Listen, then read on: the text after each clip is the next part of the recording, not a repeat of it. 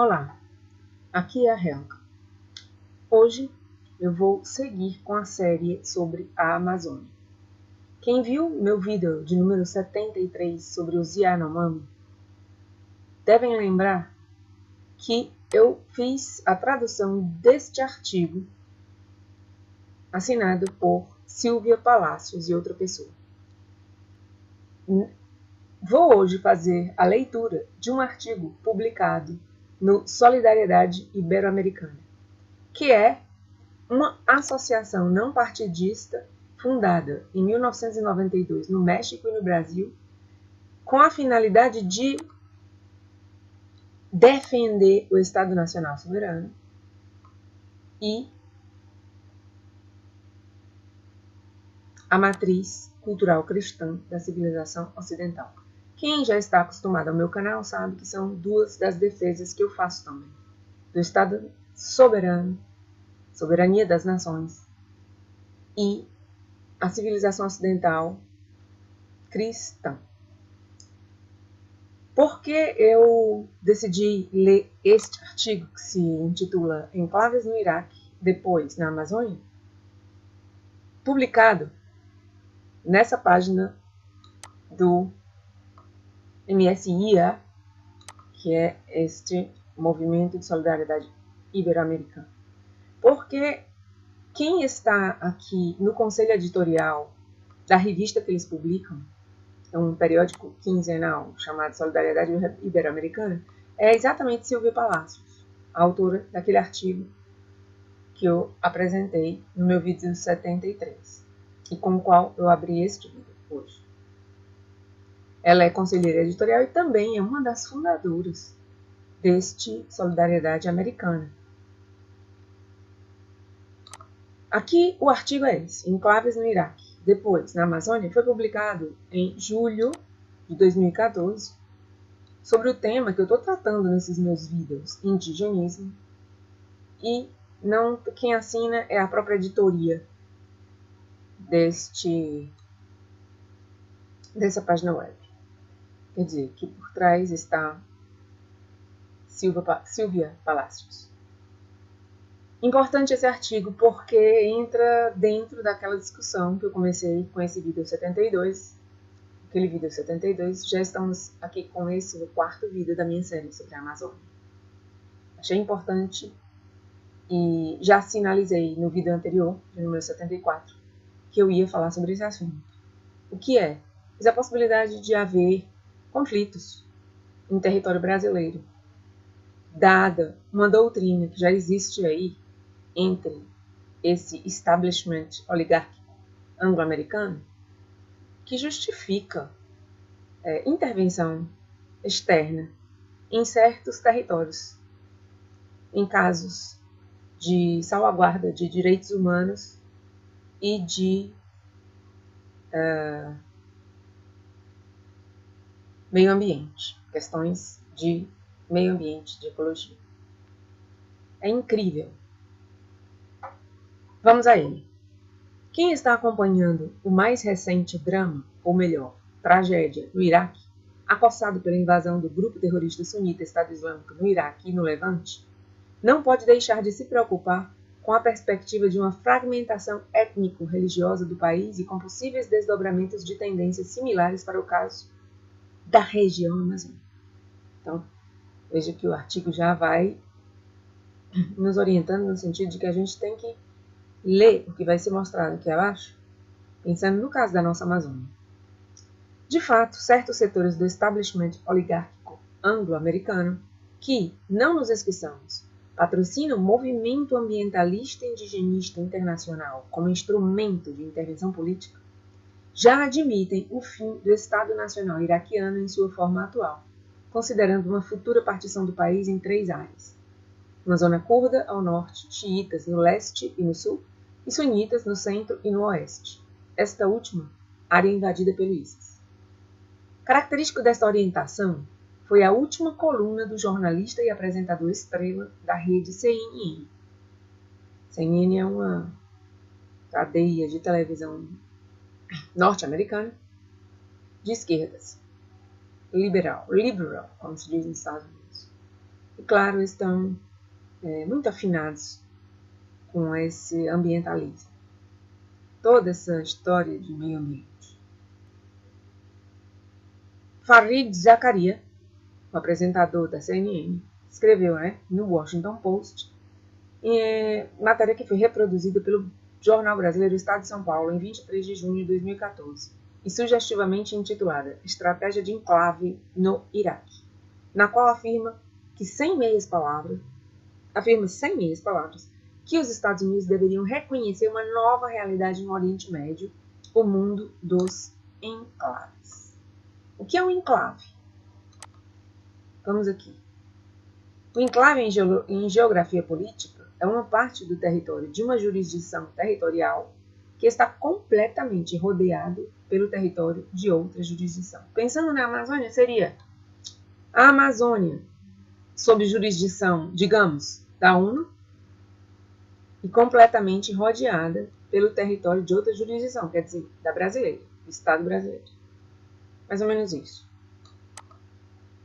Zakaria, que também é vinculado ao ultraseleto Conselho de Relações Exteriores, sobre o qual eu já prometi fazer um vídeo e ainda não tive ocasião. O CFR de Nova York sempre atua como porta-voz de certas orientações políticas maquinadas dentro do establishment oligárquico, de modo que seus comentários devem receber a devida atenção. Antes de ler o que diz o senhor Fareed Zakaria, vamos ver aqui o CFR. CFR é o Council on Foreign Relations, ao qual Hillary Clinton pede benção. Eu publiquei em um vídeo meu anterior, vou deixar o número, a chamadinha aí em cima, no qual eu mostrava como Hillary Clinton estava na sede do Council on Foreign Relations, no CFR, confessando que ela, como secretária de Estado americano, recebia ordens do CFR. Do CFR, quem conhece a história do CFR sabe que o CFR vem há décadas indicando os presidentes dos Estados Unidos, que depois o povo americano acaba votando entre opções sempre previamente decididas pelo CFR. Então vamos ver aqui o que disse o senhor Fareed Zakaria no Washington Post em 2014. Washington precisa de um plano B. O plano B seria uma estratégia de enclave. Os Estados Unidos deveriam reconhecer que o Iraque está se tornando um país de enclaves e trabalhar para garantir que essas regiões permaneçam tão estáveis, livres de terroristas e abertas quanto possível. O enclave curdo, agora fortalecido por ter capturado a cidade vital de Kirkuk, já é uma história de sucesso. A região xiita do sul pode ser estável. Será possível trabalhar com países como a Arábia Saudita e Jordânia para influenciar grupos sunitas no meio do país, expurgando terroristas e dando poder aos sunitas moderados. Esse pessoal, o CFR sempre pensando que podem decidir os destinos de outras nações. Uma estratégia comparável na Síria seria permitir que grupos como curdos e sunitas protejam suas próprias áreas de brutalidade de Bashar al-Assad. Mas reconheceria que eles não conseguirão derrubar o regime. Haverá lugares onde o Estado Islâmico do Iraque, do Levante e grupos similares ganharão força. Nesses locais, Washington teria de usar drones, contra-inteligência, ataques esporádicos de forças especiais, como no Afeganistão, no Paquistão, no Iêmen e na Somália. O mundo de enclaves já existe. Washington simplesmente precisa perceber quais partes do Iraque já estão nele. Então volta aqui o editorial que nós estamos lendo. Seja como for, parece evidente que os elementos do establishment que pensam como Zakaria estão se ajustando rapidamente à perspectiva de um cenário pós-estados nacionais para o Oriente Médio. E por que não para a América Latina, É o que eles pensam, agora, no século XXI. E quem sabe, vislumbrando estendê-lo a outras regiões do planeta. Vale recordar que ao final da Guerra do Golfo, de 90 a 91, alguns estrategistas oligárquicos já antecipavam os Kurdistão como um exemplo de um novo mundo pós-westfaliano. Referência aqui ao Tratado de Westfália, que definiu os estados-nação que temos hoje. Em que as soberanias nacionais deveriam ser restringidas. As soberanias nacionais deveriam ser restringidas. Né? Esse é o que pensam os estrategistas oligárquicos, que já durante a Guerra do Golfo tinham essa doutrina de soberanias nacionais restringidas. Por razões étnicas, e aí pode caber do índio, né? Ou pretextos como proteção do meio ambiente, violações de direitos humanos e uma pletora de outros argumentos ad hoc para justificar intervenções militares de coalizões internacionais, encabeçadas pela OTAN, que muitos já viam como uma gendarmeria global. Olha, estamos falando de guerra, hein? Estamos falando de possíveis guerras. O Brasil, seguem eles, tem um motivo especial para prestar atenção em tais desdobramentos, já que a sugestão de um enclave curdo no norte do Iraque foi levantada naquela época por vários proponentes da agenda das soberanias restritas para as questões ambientais, como precedente para ações semelhantes na região amazônica. Entre eles, o casal François e Danielle Mitterrand, então presidente e primeira-dama da França. Essa França que agora coloca como homem de proa da propaganda internacional de internacionalização da Amazônia brasileira, o senhor Macron, fantoche dos Rothschild, que é quem está por trás desse chamado establishment oligárquico anglo-americano que esse editorial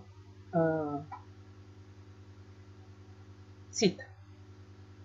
São os Rothschild, entre outros. A campanha internacional para a delimitação da reserva indígena Yanomami, que nós vimos no meu vídeo 73, quem está por trás, Casa Real Britânica, que quem já conhece a história dos Rothschild sabe que está dominada pelos Rothschild, a Casa Real Britânica. E não é de hoje, desde há décadas, se não séculos. A campanha internacional para a delimitação da reserva indígena Yanomami, que assinalou um dos primeiros grandes triunfos da agenda ambientalista indigenista no Brasil em final de 91, foi bastante influenciada por tal impulso intervencionista. Então aqui está o artigo que serve como chamada de atenção aos brasileiros para estarem de olhos bem abertos para a possibilidade de uma intervenção militar. Como cita aqui, seria uma intervenção da OTAN, de uma coalizão internacional. Intervenção militar de coalizão internacional estaria justificada, segundo essa doutrina, que na boca de Zacarias ficou bem clara, em casos de enclaves, como já pode se considerar um enclave, segundo a mentalidade desse povo, a Amazônia brasileira, pois aí estaria justificado por questões de direitos humanos dos índios, por questões de meio ambiente e tudo que vimos aqui. Questão ambientalista indigenista. Uma intervenção militar de uma coalizão internacional nas nossas Amazônias. Quem tiver ouvidos, que ouça.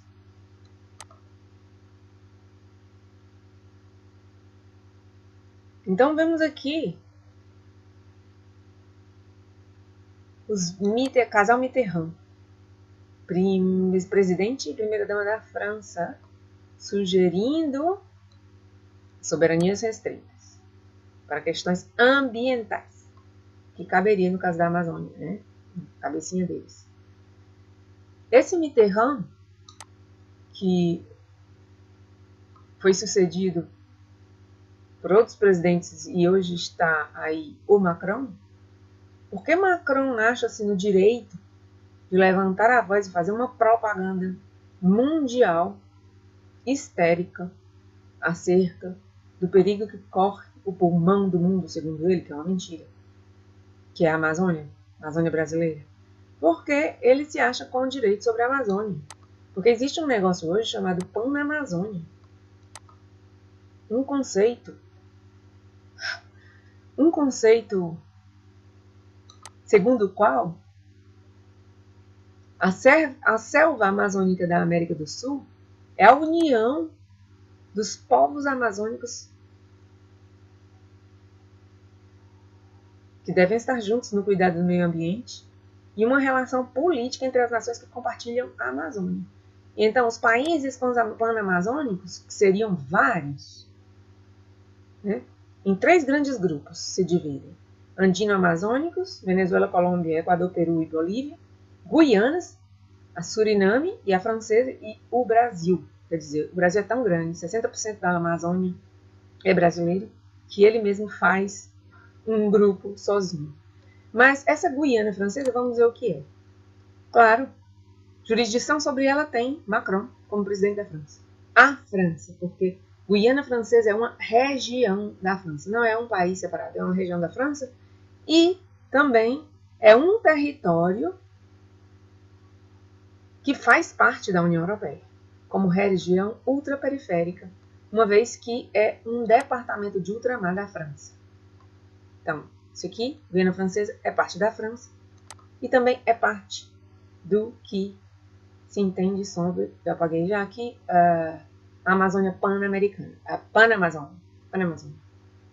Quer dizer, essa coisa de fazer uma Panamazônia já é uma atuação política que vem de muito tempo atrás, sempre visando o que nós estamos vendo, esses desdobramentos que nos levam ao que estamos agora. Falta só um mês para o Sínodo da Amazônia, começa no dia 6 de outubro e vai até pouco antes do fim do mês de outubro, e o assunto principal lá é a Amazônia. A Amazônia é o principal assunto. Então, amigos, estamos diante de uma situação bem delicada. E o pior de tudo, quem nesses dias parou para ver esse tema, fica impressionado. Eu estou impressionada com a minha tremenda ignorância total acerca do que ocorre no Brasil com essa questão da Amazônia há muitas décadas e eu não sabia, nem eu e nem a grande maioria dos brasileiros, porque os meios de comunicação não estão pelo labor de informarem realmente sobre isso. O sistema educacional também passa de margem, marginalizando tudo isso. A gente cresce ouvindo falar de índio como uma coisa bem exótica, não é uma realidade que nos é apresentada como algo de interesse realmente do povo brasileiro. Os índios são povo brasileiro. E, no entanto, e eu imagino que esses meninos que estão aí são tão ignorantes hoje sobre essas questões como eu, que fiz o período escolar já há bastante tempo. Enfim, era só queria com esse vídeo só mostrar realmente esse artigo dos enclaves no Iraque, porque pode ser que futuramente lembremos-nos dele como um artigo que foi profético. Queira Deus que não. Vou parando por aqui. Se você gostou do vídeo, dê um like, compartilhe com seus amigos e inscreva-se no canal para receber notificações de vídeos próximos. E se tiver vontade, faça comentário aí na área dos comentários, que é sempre bom para iniciar um debate que pode ser bem interessante, para benefício de todos. Obrigada. Até a próxima.